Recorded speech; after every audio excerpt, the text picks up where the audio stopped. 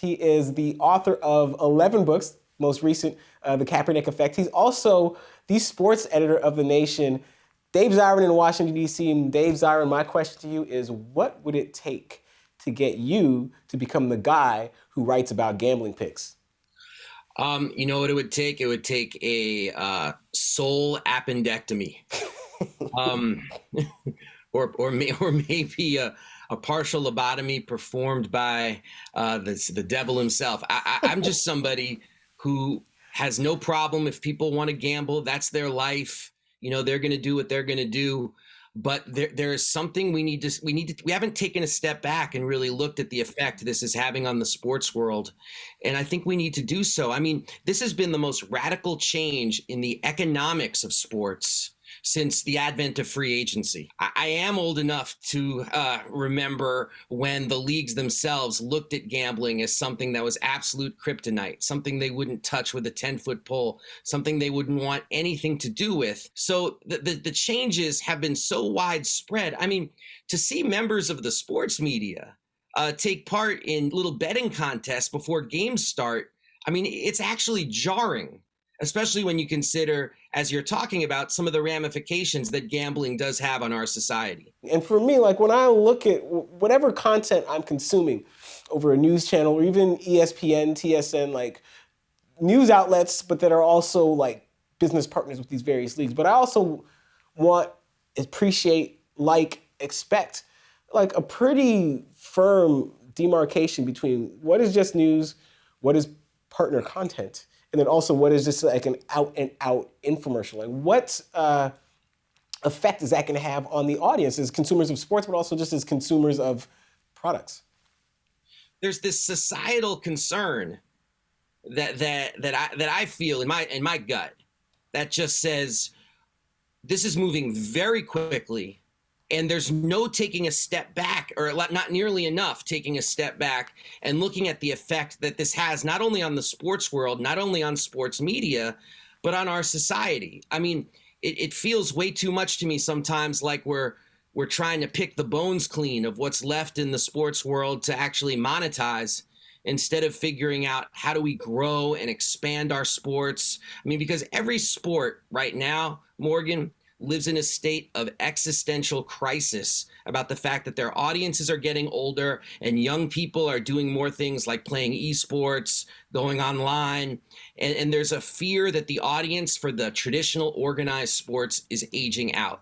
So they're trying to figure out, one, how to connect to a younger audience through gambling, but two, how to gobble up every last dollar in case they have to actually gird themselves against a generational shift. But here's the thing about like what I'm hearing, the messaging I'm hearing from the gambling companies and just what you're seeing overall, right, is this push, as you said, Dave, to get more people more interested in gambling at younger and younger ages until they hit whatever age it is where they're actually allowed to bet and they start doing it. Now, all these people out there in the general population, like this is also the group of people from whom you draw future pro athletes. So when you get a situation like Calvin Ridley, and this isn't to defend Calvin Ridley's decision or to exculpate him, but here's Calvin Ridley making what he thought was a $1,500 bet on an NFL game while he was not playing on a game that his team was not involved. No, sorry, did he bet on his team? He bet on his team to win a game. Yes. He thought that was a $1,500 bet. Turned out to be a multi-million-dollar bet because he's suspended for an entire season. But at the same time, like when the gambling companies want everybody in the world basically to be into this thing and just treat it as a hobby, like people treat power walks and tennis. It's just a hobby that a lot of people participate in.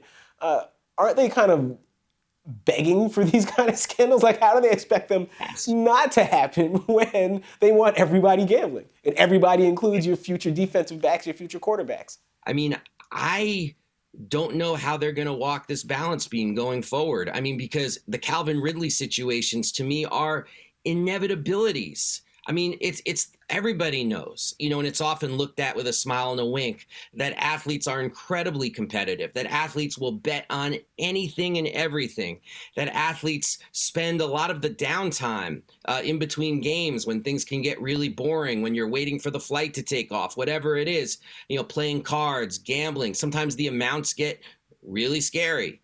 Like the idea that someone would say, well, instead of playing a card game, I'm going to bet on, how many yards Josh Allen's going to throw this week. That's not exactly a long trip, even if it No. is crossing a philosophical Rubicon. It's not because it's not a philosophical Rubicon that the players necessarily identify, because it's all just gambling.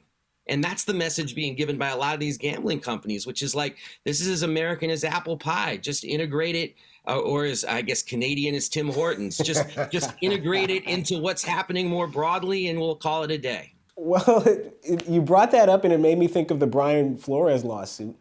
And when that first dropped, the NFL's first reaction was, this is without merit. And the one thing that brought the NFL back to this lawsuit to take a harder look at it was the fact that Brian Flores alleged that Stephen Ross was trying to pay him to lose games. Because you can dismiss racism, discriminatory hiring, bad faith compliance with the Rooney Rule.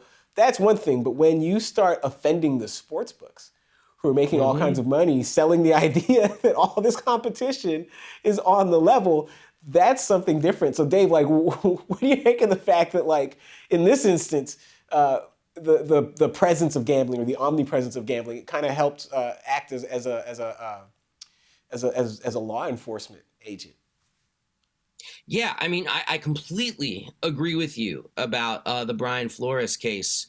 About as soon as it looked like Stephen Ross was pressuring for predetermined outcomes, all of a sudden it got a lot more serious to the folks on Park Avenue and Roger Goodell.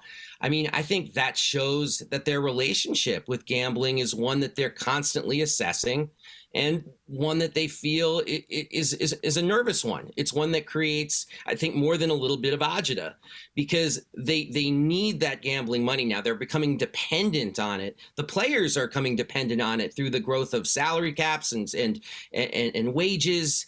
And yet at the same time, it's like there's that question of, we have to make sure that this is seen as a legitimate operation. And Stephen Ross imperiling that was far more offensive to the NFL than any racism he may have been displaying in his hiring practice. All right, Dave, keeping it spicy as always, folks. That was Dave Zirin, sports editor of The Nation, author of 11 books, the most recent, The Kaepernick Effect. Dave, thanks for coming out. Oh, thank you. Like what you heard, be sure to check out the full episode of Bring It In on CBC Gem. You can also find us right here on CBC Sports YouTube channel, so make sure you hit that subscribe button.